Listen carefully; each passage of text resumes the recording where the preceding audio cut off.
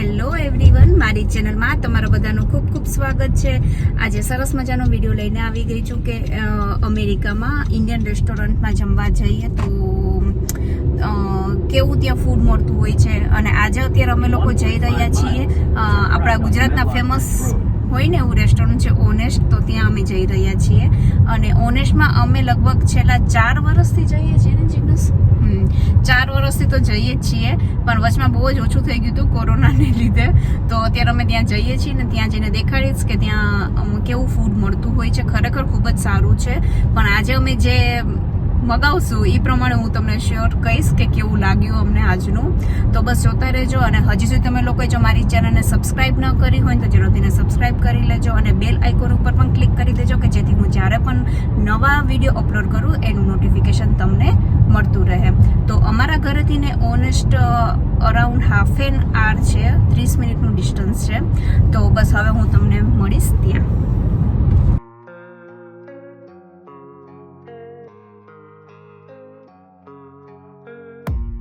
I don't really know what comes next. I'm just doing my best, even though I'm so stressed out.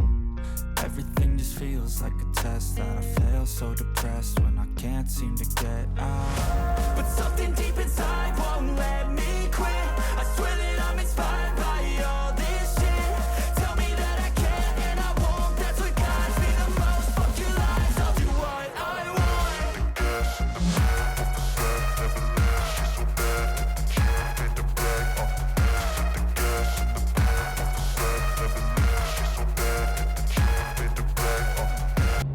તો અમે લોકો અત્યારે પહોંચી ગયા છીએ, અને આની પહેલાં મેં થોડાક ટાઈમ પહેલાં એક વિડીયો અપલોડ કર્યો હતો કે અમેરિકામાં આપણું મિની ગુજરાત કરીને, જરૂરથી ને ચેક કરજો। અત્યારે અમે લોકો એકચ્યુઅલી એ જ એરિયામાં આવીએ છીએ। ખૂબ જ સરસ મેં વિડીયો બનાવ્યો હતો, તો હજી સુધી તમે લોકો જો ચેક ના કર્યો ને તો એક વખત જરૂરથી ને કરજો।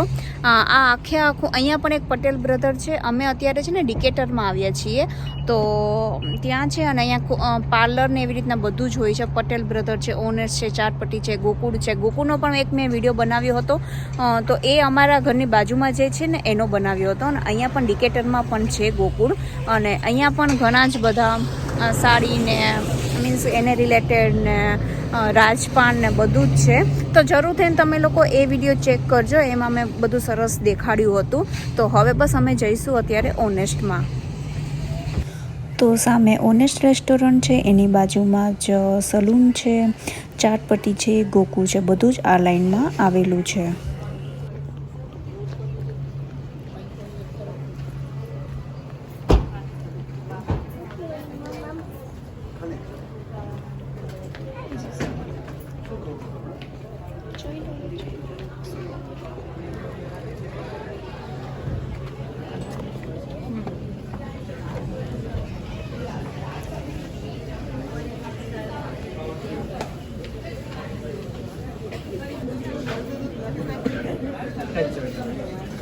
આપણે કઈ લેવી છે, ચાટ લેવી છે ને ઓનેસ્ટ।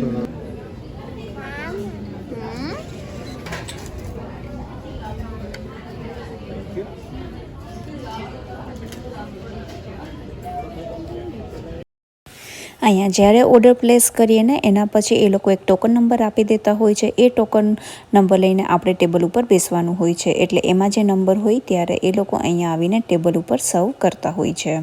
તો એના માટે જ એ લોકો નંબર દેતા હોય છે। કે તારી ચેર લઈ આવે તો બોલી બંધ નાની નાની લઈ આવે છે બેટા।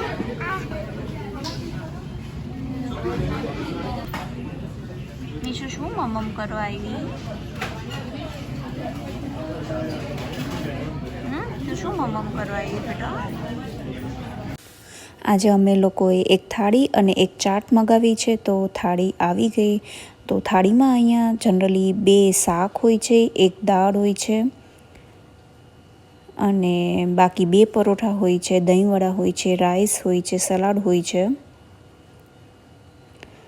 તો આ આખી પંજાબી થાળી છે।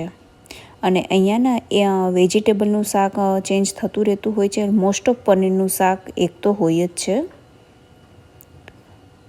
અને સ્વીટમાં છે 2 ગુલાબજાંબુ, અને એક લસ્સી પણ દેતા હોય છે। તો આ આખી થાળી છે। અને તમારે જો એક્સ્ટ્રા પરોઠું જોતું હોય તો અહીંયા તમે ઓર્ડર અલગથી ને કરી શકો. થાળીમાં 2 પરોઠા આવતા હોય છે.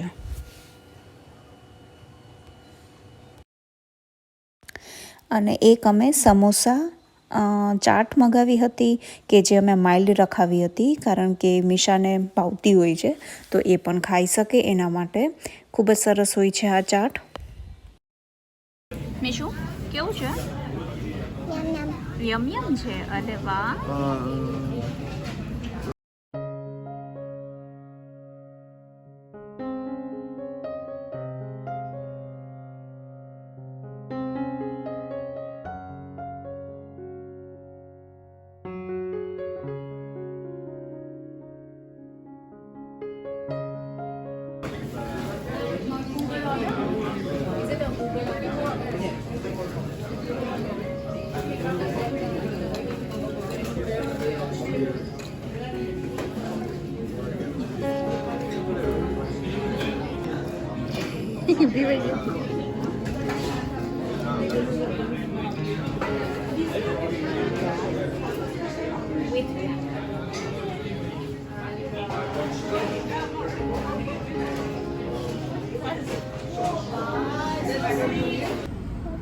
તો એ અમારા લોકોનું જમવાનું ડન થઈ ગયું અને ખૂબ જ સરસ હતું. એકચ્યુઅલી ઓનેસ્ટની થાળી ખૂબ જ સારી હોય છે અને એના ચાટ પણ સારા હોય છે, પણ અમે મોસ્ટ ઓફ આવીએ ને ત્યારે અમે થાળી વધારે પ્રિફર કરતા હોઈએ છીએ. અને આજે તો મીશાએ ચાટ પણ ખાધી અને થાળીમાંથી પરોઠા પણ ખાધા અને થોડાક રાઈસ પણ ચાખ્યા એણે.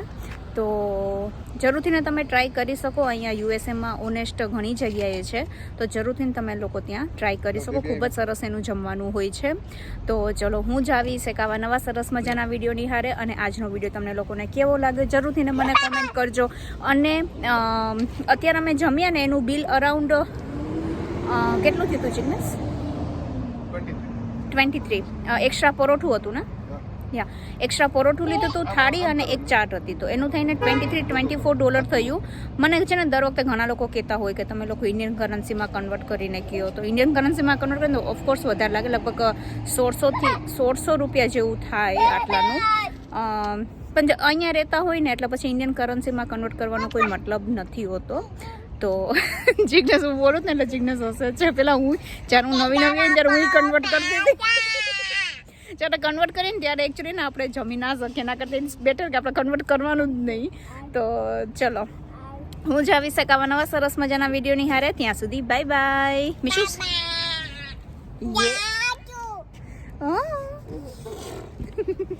મીશુ ધ્યાનથી બેટા. ચલો બેન બાય બાય કરી દો.